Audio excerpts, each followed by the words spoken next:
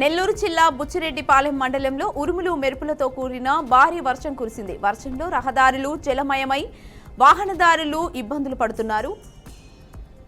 10 రోజులుగా కొనసాగిన ఎండ తీవ్రత తగ్గి వాతావరణం చల్లబడడంతో ప్రజలు ఆనందం వ్యక్తం చేశారు.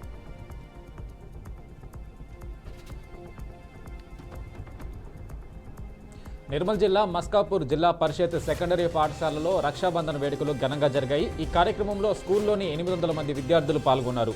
నేను నీకు రక్ష, మనమిద్దరం దేశానికి రక్ష అనే నినాదంతో విద్యార్థినులకు రాఖీలు కట్టుకుని సోదరభావాన్ని పంచుకున్నారు.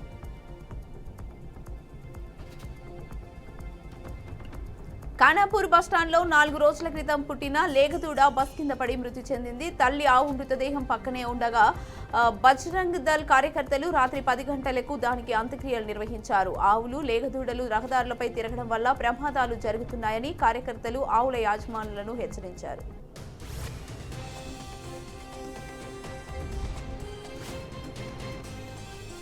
పశువులకు వ్యాధులు ప్రబలకుండా ముందస్తు చర్యలు తీసుకోవాలని కలెక్టర్ అభిలాష్ అభినవ్ అధికారులను ఆదేశించారు. కనకాపూర్ గ్రామంలో పశువుల టీకాల కార్యక్రమాన్ని పరిశీలించిన ఆమె బ్లూ టంగ్ నివారణ టీకాల వివరాలు తెలుసుకున్నారు. వ్యాక్సినేషన్ రిజిస్టర్లు నమోదు వివరాలు తనిఖీ చేసి వర్షాకాలంలో వ్యాధులు విస్తరించే ప్రమాదం ఉన్నందున అధికారులు అప్రమత్తంగా ఉండాలని సూచించారు. టీకా కార్యక్రమాలను సమయానికి పూర్తి చేయాలని, ప్రతి పశు రైతు తమ పశువులకు తప్పనిసరిగా టీకాలు వేయించుకోవాలని కోరారు.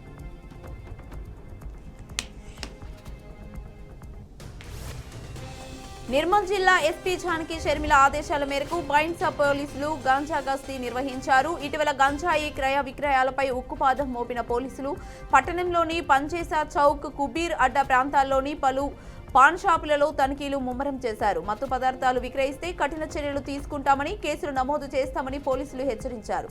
గంజాయి లేదా మత్తు పదార్థాల విక్రయం గమనించిన పక్షంలో తక్షణమే సమాచారం అందించాలని ప్రజలను కోరారు.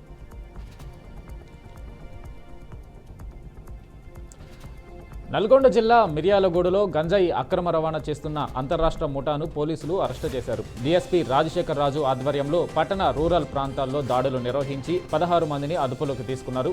వారి వద్ద నుంచి 7.4 కిలోల గంజాయి, కారు, 3 బైకులు, 10 సెల్ ఫోన్లు స్వాధీనం చేసుకున్నారు. అరెస్టైన వారిలో చంటి, షేక్ రియాజ్, అయూబ్, సలీం అఖ్తర్, జునైద్ అలీ, షేక్ అప్రూజ్, కుర్రా సందీప్, ఎండి సోహైల్, నసీరుద్దీన్ బాబా, స్కే సమీర్, ఎండి సమీర్ శరత్ ఉన్నారు.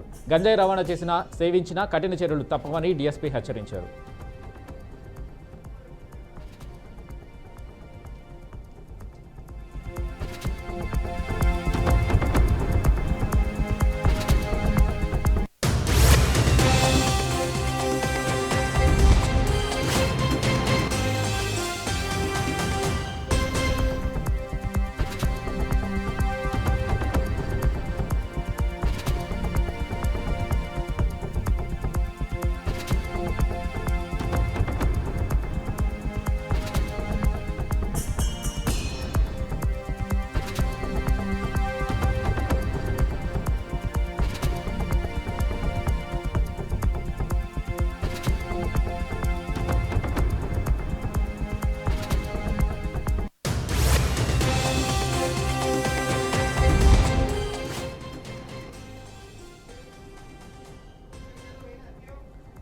బీఆర్కే పర్వతారెడ్డి చంద్రశేఖర్ రెడ్డి చేసిన వ్యాఖ్యలను ఉద్దేశించి మంత్రి నారాయణ ఘాటుగా స్పందించారు. వైసీపీ అర్థం లేని ఆరోపణలంటూ మండిపడ్డారు.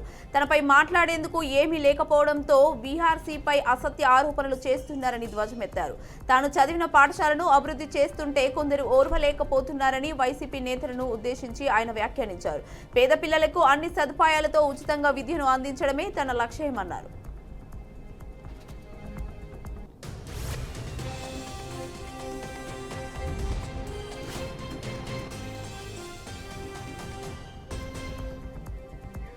తూర్పుగోదావరి జిల్లాలో కడియపులంకలోని శ్రీ ముసలమ్మ అమ్మవారు శ్రావణ శుక్రవారం సందర్భంగా ధనలక్ష్మి అమ్మవారిగా భక్తులకు దర్శనమిచ్చారు. ఆలయ కమిటీ 31 లక్షల రూపాయల విలువైన నూతన కరెన్సీ నోట్లతో అమ్మవారిని ఆలయ ప్రాంగణాన్ని అలంకరించింది. తెల్లవారుజాము నుంచి ప్రత్యేక పూజలు, వ్రతాలు నిర్వహించగా ఉభయ గోదావరి జిల్లాల నుంచి భక్తులు భారీగా హాజరయ్యారు. ఆలయ కమిటీ సభ్యులు అమ్మవారి ఘన చరిత్రను, కోరికలు తీర్చే తల్లిగా భక్తుల విశ్వాసాన్ని వివరించారు.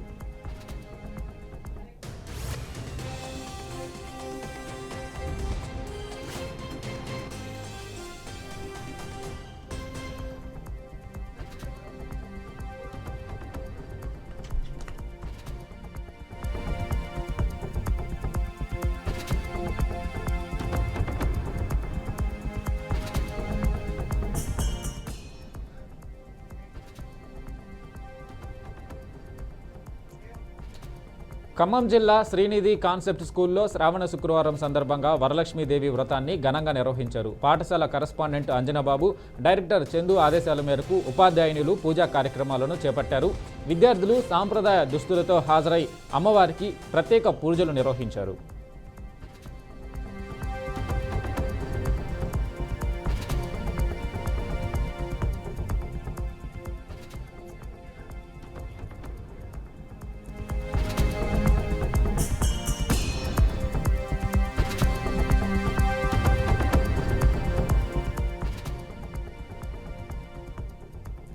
కర్నూలు జిల్లా ఎమిగనూరులో కూటమి ప్రభుత్వానికి నాయి బ్రాహ్మణులు పాలాభిషేకం చేశారు. ఎన్నికల హామీ మేరకు 200 యూనిట్ల ఉచిత విద్యుత్ సరఫరా చేయడాన్ని స్వాగతిస్తూ ఎమిగనూరు సోమప్ప సర్కిల్లో నాయి బ్రాహ్మణులు ముఖ్యమంత్రి చంద్రబాబు, ఉప ముఖ్యమంత్రి పవన్ కళ్యాణ్, మంత్రి లోకేష్ చిత్రపటాలకు పాలాభిషేకం చేశారు. ఈ సందర్భంగా నాయకులు బాలు, సోమేష్, ఉరుకుందు మాట్లాడుతూ 45 ఏళ్లు పైబడిన వారికి పెన్షన్లు, ఇళ్ల స్థలాలు మంజూరు చేయాలని ప్రభుత్వాన్ని కోరారు.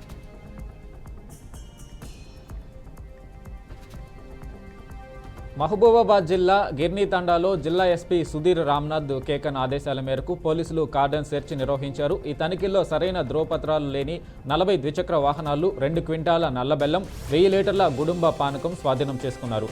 నేరాల నియంత్రణకే కార్డన్ సెర్చ్ నిర్వహించామని డీఎస్పీ తిరుపతిరావు తెలిపారు. తండాలో గుర్తు తెలియని వ్యక్తులు కనబడితే పోలీసులకు సమాచారం ఇవ్వాలని సూచించారు. సైబర్ నేరాలపై అప్రమత్తంగా ఉండాలని విజ్ఞప్తి చేశారు. ఈ కార్యక్రమంలో 70 మంది పోలీసులు పాల్గొన్నారు.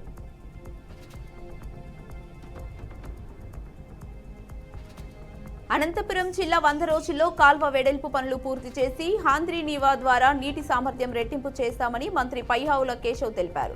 వక్రజరూరు మండలం రాగులపాడు లిఫ్ట్ ఇరిగేషన్ వద్ద పనులను పరిశీలించిన ఆయన ప్రతిరోజు 8 నుంచి 10 పంపులు నడుస్తున్నాయని, వర్షాల తీవ్రతకు అనుగుణంగా పంపుల సంఖ్య సర్దుబాటు చేస్తున్నామని చెప్పారు.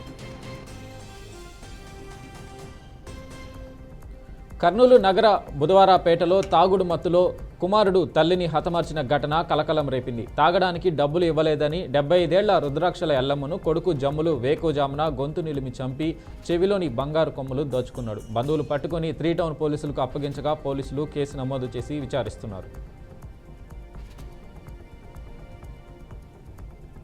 భువనగిరి జిల్లా బీసీలకు 42% రిజర్వేషన్ల విషయంలో కాంగ్రెస్ పార్టీకి చిత్తశుద్ధి లేదని ఆలేరు మాజీ ఎమ్మెల్యే బూడిద భిక్షమయ్య గౌడ్ విమర్శించారు. ఢిల్లీలో జంతర్ మంతర్ వద్ద ధర్నాకు కాంగ్రెస్ జాతీయ నేతలు హాజరు కాకపోవడం ఇందుకు నిదర్శనమన్నారు. ముఖ్యమంత్రి రేవంత్ రెడ్డి 3 గంటలు మాయమై వచ్చి రాహుల్ గాంధీని ప్రధానమంత్రి చేస్తానని, 42% రిజర్వేషన్ ఇస్తామని చెప్పడం సిగ్గుచేటని ఎద్దేవా చేశారు. బీజేపీపై నెపం వేసి రిజర్వేషన్ ఇవ్వకుండా కాంగ్రెస్ నాటకాలు ఆడుతోందని ఆరోపించారు. వరంగల్ జిల్లా హనుమకొండలోని అంబేద్కర్ నగర్లో పేదలకు నిర్మించిన డబుల్ బెడ్రూమ్ ఇళ్లను స్థానికంగా ఉండి అర్హులకు ఇవ్వకుండా వేరే వారికి ఇచ్చారని కాలనీవాసులు ఆవేదన వ్యక్తం చేశారు. తమ పేరు లిస్టులో ఉన్నప్పటికీ ఇల్లు కేటాయించలేదని వాపోతున్నారు. వెంటనే స్థానిక ఎమ్మెల్యే స్పందించి తమకు గూడు నీడ కల్పించాలని వేడుకుంటున్నారు. నిర్మల్ జిల్లా బాసర అమ్మవారి ఆలయంలో కురుస్తున్న వర్షానికి పైకప్పు ప్లాస్టిక్ రేకులు చిట్లిపోవడంతో ప్రాంగణంలో నీళ్లు నిలిచాయి. ప్రదక్షిణలో జారి పడకుండా అధికారులు బ్లూ మ్యాట్లు నీరు తీయడానికి బకెట్లు ఏర్పాటు చేశారు. ఆలయ అభివృద్ధి వెనక్కి వెళ్లిన 42 కోట్లు విడుదల చేయాలని భక్తులు ప్రభుత్వాన్ని కోరుతున్నారు. సంతోష్ నగర్ ట్రాఫిక్ పోలీస్ పరిధిలో భారీ వర్షం కురిసింది. దీంతో క్రిస్టల్ బార్ ఐఏఎస్ సదన్ ఎదుట నీరు నిలిచిపోయింది. ట్రాఫిక్ ఇన్స్పెక్టర్ మహమ్మద్ ఆసిఫ్ సిబ్బంది హైడ్రా సహాయంతో నీటి ఎద్దడిని తొలగించి ట్రాఫిక్ను క్రమబద్ధీకరించారు. పౌరులకు సహాయం అందించారు. నెల్లూరు జిల్లా వేనాటి వారిపాలెంలో మతిస్థిమితం లేని యువతిపై 55 ఏళ్ల మైనంపాటి శ్రీనివాసులు లైంగిక దాడి చేశారు. విషయం తెలుసుకున్న గ్రామస్తులు అతన్ని పట్టుకొని విద్యుత్ స్తంభానికి కట్టేసి దేహశుద్ధి చేశారు. తల్లిదండ్రుల ఫిర్యాదు మేరకు ఎస్ఐ నాగార్జునారెడ్డి ఘటనా స్థలానికి చేరుకొని విచారణ చేపట్టి శ్రీనివాసును స్టేషన్కు తరలించారు. కేసు నమోదు చేసి దర్యాప్తు చేస్తున్నారు. ఓవైపు భారీ వర్షాలు కురుస్తున్నప్పటికీ తిరుమల కొండపై భక్తుల రద్దీ ఏమాత్రం తగ్గడం లేదు. ఈ రోజు శ్రావణ శుక్రవారం కావడంతో శ్రీవారిని దర్శించుకునేందుకు భక్తులు పోటెత్తారు. దీంతో తిరుమల కొండపై భక్తుల రద్దీ భారీగా పెరిగిపోయింది.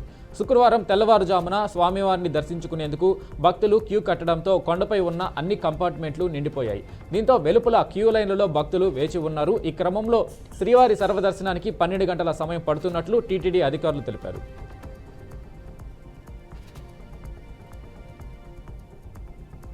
నెల్లూరు జిల్లా కోవూరులో అక్రమంగా తరలిస్తున్న పీడీఎస్ రైస్ ను అధికారులు పట్టుకున్నారు. అనంతసాగరం నుండి కోవూరు చెల్రోపాలెం గ్రామంలో రైస్ మిల్ కు తరలిస్తుండగా పట్టుకున్నట్లు తెలిపారు. 190 బస్తాల బియ్యాన్ని సీజ్ చేశారు. కేసు నమోదు చేసి ఐచర్ వాహనాన్ని పోలీస్ స్టేషన్ కు తరలించారు.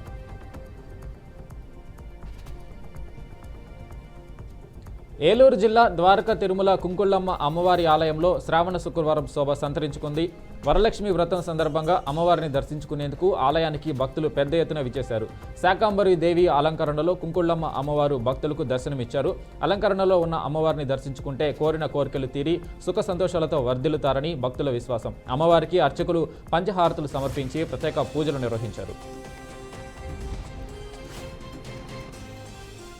వైసీపీ పాలనపై మంత్రి సవిత తీవ్ర విమర్శలు చేశారు. జగన్ రాష్ట్రాన్ని ఆర్థిక సంక్షోభంలోకి నెట్టివేశారని మండిపడ్డారు. సంక్షోభాన్ని అధిగమిస్తూ సూపర్ 6 పథకాలను సీఎం చంద్రబాబు అమలు చేస్తున్నారని తెలిపారు. చేనేతలకు సీఎం చంద్రబాబు పెద్దపీట వేశారని చెప్పారు. చీరాల కుప్పం చీరలకు జాతీయ అవార్డు రావడం చాలా గర్వంగా ఉందని అన్నారు. నెల్లూరు జిల్లా మనుబోలు రైల్వే గేట్ సమీపంలో గంగా కావేరి ఎక్స్ప్రెస్ రైల్లో మంటలు చెలరేగాయి. చోప్రా నుండి చెన్నై సెంట్రల్కి వెళ్తున్న ట్రైన్లో ఒక్కసారిగా మంటలు ఎగిసిపడ్డాయి. అప్రమత్తమై ప్రయాణికులు అధికారులకు సమాచారం ఇచ్చారు. అక్కడికి చేరుకున్న సిబ్బంది మంటలను అదుపు చేశారు. 20 నిమిషాల పాటు ట్రైన్ను నిలిపివేశారు. అధికారుల అప్రమత్తంతో ప్రమాదం తప్పడంతో ప్రయాణికులు ఊపిరి పీల్చుకున్నారు. ఏలూరు జిల్లా చిన్న తిరుమలేశుని ఆలయంలో శ్రీవారి దివ్య పవిత్రోత్సవాలు వైభవంగా ప్రారంభమయ్యాయి. ఆలయ అర్చకులు వేద మంత్రోచ్చరణల నడుమ అంకురార్పణ కార్యక్రమాన్ని ఆలయ యాగశాలలో జరిపి ఉత్సవాలకు శ్రీకారం చుట్టారు. ముందుగా అర్చకులు ఆలయ యాగశాల వద్ద శ్రీవారు అమ్మవార్ల ఉత్సవమూర్తులను ఉంచి అలంకరించారు. ఆలయ ఆవరణకు పుట్టమన్నును తెచ్చి సిద్ధంగా ఉంచిన పాలికల్లో ఉంచారు. మేడ్చల్ జిల్లా మేడిపల్లి పిఎస్ పరిధి అమృత కాలనీలో డబుల్ బెడ్రూమ్ ఇళ్ల పేరిట భారీ మోసం జరిగింది. అమాయక ప్రజలను ఆసరాగా చేసుకుని నాగరాజు ఇళ్లిప్పిస్తానని చెప్పి 5 కోట్ల రూపాయలు వసూలు చేశారు. ఒక ఇంటికి 5 లక్షలు తీసుకున్నట్లు బాధితులు ఆరోపించారు. సుమారు 200 మంది దగ్గర నుంచి వసూలు చేసినట్లు ఆవేదన వ్యక్తం చేశారు. కొంతమంది దగ్గర 2 నుంచి 3 సంవత్సరాల క్రితం డబ్బులు వసూలు చేశారని వాపోయారు. అడిగితే తప్పించుకు తిరుగుతుండటంతో మోసపోయామని గుర్తించామన్నారు. నోరులేని చిన్నారిపై ఓ దుండగుడు అఘాయిత్యానికి పాల్పడ్డాడు. నోరులేని చిన్నారిపై అగంతకుడు లైంగిక దాడికి యత్నించాడు. ఈ ఘటన కడప జిల్లా గంగాయపల్లిలో చోటు చేసుకుంది. అదే గ్రామానికి చెందిన మట్టి నరేంద్ర ఈ ఘాతుకానికి ఒడిగట్టాడు. తల్లిదండ్రులు లేని సమయంలో గంగాయపల్లిలోని స్కూల్ సమీపాన ఉన్న కంప చెట్లలోనికి తీసుకెళ్లాడు. చిన్నారికి తీవ్ర రక్తస్రావం కావడంతో తల్లిదండ్రులు ఆసుపత్రికి తరలించారు. సమాచారం అందుకున్న పొరుమామిల్లా ఎస్ఐ కొండారెడ్డి చిన్నారిని పరామర్శించారు. కేసు నమోదు చేసి పోలీసులు విచారణ చేస్తున్నట్లు తెలిపారు.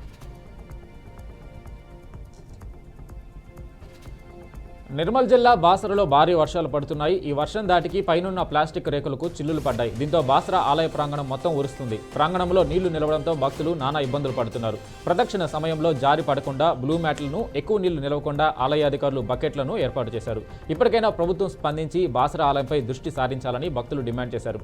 ఎలాంటి ఇబ్బందులు లేకుండా వెనక్కి వెళ్లిన 42 కోట్ల రూపాయల నిధులను పంపించి ఆలయాన్ని అభివృద్ధి పరచాలని భక్తులు కోరారు. మెదక్ జిల్లాలో దొంగలు హల్చల్ చేశారు. పట్టణంలో ఉన్న ఎస్బీఐ బ్యాంకులో దొంగలు దొరికినంత దోచుకుపోయారు. బ్యాంక్ స్ట్రాంగ్ రూమ్ వద్ద ఉన్న బ్యాంకు గోడ పగలగొట్టడానికి దొంగలు ప్రయత్నం చేశారు. దొంగలపై పై అంతస్తు నుంచి వచ్చి జాలి గేటుకు ఉన్న తాళాన్ని పగలగొట్టి బ్యాంకు లోపలికి ప్రవేశించారు. ఈ తతంగమంతా బ్యాంకులో ఉన్న సీసీటీవీలో రికార్డ్ అయింది. విషయం తెలుసుకున్న డీఎస్పీ ప్రసన్న కుమార్ తన సిబ్బందితో సీసీటీవీ ఫుటేజ్ ని పరిశీలించారు. బ్యాంకులో ఎలాంటి నగదు పోలేదని మేనేజర్ తెలిపారు. కేసు నమోదు చేసుకుని దర్యాప్తు చేస్తున్నారు. వరంగల్ జిల్లా హనుమకొండలో ఆందోళన చోటు చేసుకుంది. జితేందర్ నగర్, అంబేద్కర్ నగర్లో పేదలకు నిర్మించిన డబుల్ బెడ్రూమ్ ఇళ్ల వద్ద కాలనీవాసులు నిరసనగా దిగారు. అర్హులకు ఇవ్వకుండా వేరే వారికి ఇచ్చారని కాలనీవాసులు ఆవేదన వ్యక్తం చేశారు. లిస్టులో ఇళ్లు కేటాయించలేదని వాపోతున్నారు. వెంటనే ఎమ్మెల్యే స్పందించి తమకు గూడు నీడ కల్పించాలని వేడుకుంటున్నారు. రంగారెడ్డి జిల్లా పుప్పాలగూడలో శివాలయ గోడ కుప్పకూలింది. గత రాత్రి కురిసిన వర్షం కారణంగా సుమారు 45 అడుగుల ఎత్తు 100 అడుగుల పొడవు కలిగిన గోడ ఒక్కసారిగా కూలింది. దాని మట్టితో కూడిన మిగతా శిథిలాలు పక్కనే ఉన్న 3 ఇళ్లను పూర్తిగా ధ్వంసం చేసింది. ఇళ్లపై మట్టితో కూలడంతో కుటుంబాలు రోడ్డు పాలయ్యాయి. శిథిలాల కింద పడి ఉన్న ఇల్లు, వస్తువులు పూర్తిగా నష్టపోయారు. ప్రజలు సంబంధిత మున్సిపల్ అధికారులను సంప్రదించి సహాయం కోరారు. అధికారులు వెంటనే స్పందించి సహాయక చర్యలు చేపట్టారు. నెల్లూరు జిల్లా కావలిలో గ్రామదేవత కలగోల శాంభవి అమ్మవారి దేవాలయంలో వరలక్ష్మి వ్రత పూజలలో ఎమ్మెల్యే కావ్య కృష్ణారెడ్డి పాల్గొన్నారు. అమ్మవారిని దర్శించుకుని ఎమ్మెల్యే ప్రత్యేక పూజలు చేశారు. కలుగోలమ్మ ఆశీస్సులు కావలి ప్రజలపై మెండుగా ఉండాలని కోరుకున్నారు. అమ్మవారి ఆలయంలో అన్ని వసతులు కల్పించేందుకు తన వంతుగా కృషి చేస్తున్నానన్నారు. ప్రస్తుతం ఆలయంలో జరుగుతున్న అభివృద్ధి పనులను ఎమ్మెల్యే పరిశీలించారు.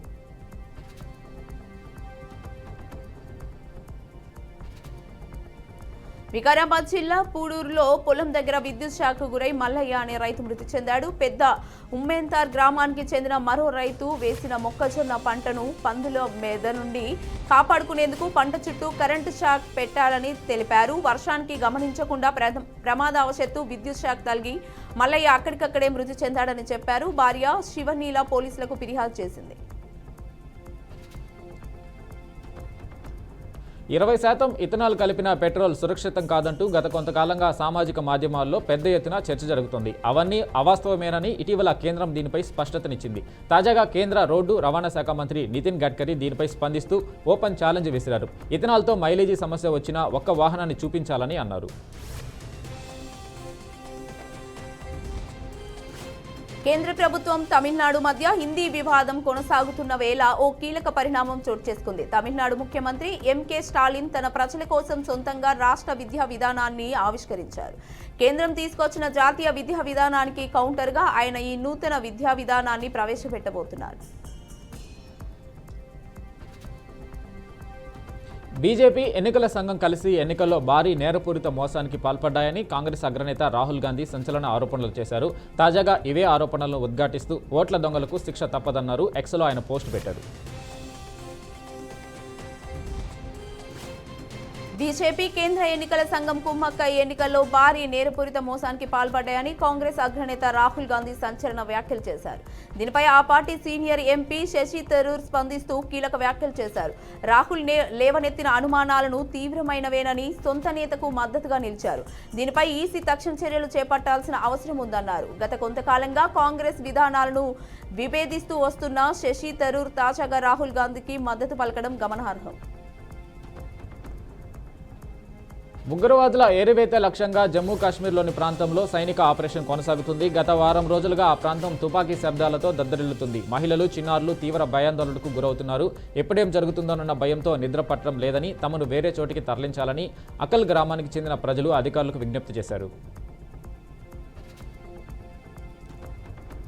రష్యా పర్యటనలో ఉన్న జాతీయ భద్రతా సలహాదారు అజిత్ డోబాల్ ఆసక్తికర ప్రకటన చేశారు. ఆ దేశ అధ్యక్షుడు వ్లాదిమిర్ పుతిన్ ఈ ఏడాది చివర్లో భారత్ పర్యటనకు రానున్నట్లు తెలిపారు. సుంకాలు అమాంతం పెంచేస్తూ అమెరికా అధ్యక్షుడు ట్రంప్ భారత్ను ఇబ్బంది పెట్టేందుకు ప్రయత్నిస్తున్న వేళ పుతిన్ భారత్ పర్యటనకు గ్రీన్ సిగ్నల్ ఇవ్వడం ప్రాధాన్యత సంతరించుకుంది.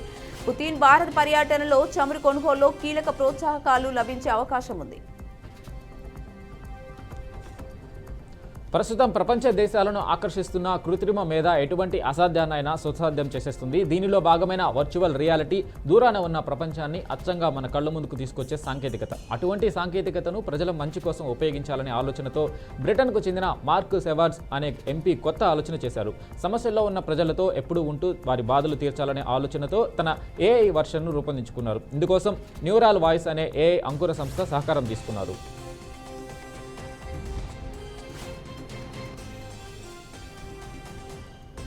బాలీవుడ్ కమెడియన్ హోస్ట్ కపిల్ శర్మకు చెందిన కెనడాలోని కేఫ్పై మరోసారి కాల్పులు జరిగాయి. బాలీవుడ్ అగ్ర కథానాయకుడు సల్మాన్ ఖాన్ను కపిల్ తన షోకు ఆహ్వానించినందుకే లారెన్స్ బిష్నోయ్ గ్యాంగ్కు చెందిన ఓ వ్యక్తి ఆగ్రహానికి గురై దాడికి పాల్పడినట్లు తెలుస్తోంది. దీనికి సంబంధించిన ఆడియో ఒకటి తాజాగా వెలుగులోకి వచ్చింది.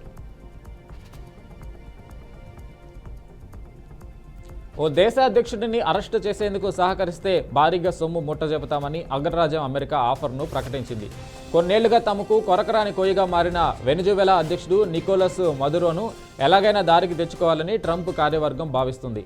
మదురో అరెస్టుకు అవసరమైన సమాచారం ఇచ్చిన వారికి ఏకంగా $50 మిలియన్ ఇస్తామని పేర్కొంది. హైకోర్టు జడ్జిపై ఆంక్షల విషయంలో గతంలో వెలువరించిన ఉత్తర్వులను సుప్రీంకోర్టు ఉపసంహరించుకుంది. అలహాబాద్ హైకోర్టుకు చెందిన ఓ న్యాయమూర్తి రిటైర్ అయ్యేంత వరకు ఆయనకు క్రిమినల్ కేసులు అప్పగించకూడదని ఆంక్షలు విధించింది. ఈ నెల 4న వెలువరించిన ఉత్తర్వులను ఉపసంహరించుకున్నట్లు పేర్కొంది. సిజేఐ జస్టిస్ బిహార్ గవాయ్ అభ్యర్థన మేరకు న్యాయమూర్తులు జస్టిస్ జేబీ పార్దీవాలా, జస్టిస్ మహాదేవన్తో కూడిన ధర్మాసనం దీనిని వెనక్కి తీసుకున్నట్లు తెలుస్తోంది. రష్యా నుంచి చమురు కొనుగోలు చేస్తుందన్న కారణంతో భారత్పై భారీగా సుంకాల భారాన్ని మోపారు అమెరికా అధ్యక్షుడు డొనాల్డ్ ట్రంప్. దీనికి భారత్ కూడా ధీటుగా స్పందిస్తూ దేశంలోని రైతుల ప్రయోజనాలే ముఖ్యమని పేర్కొంది. ఈ క్రమంలో ట్రంప్ మరోసారి కీలక వ్యాఖ్యలు చేశారు.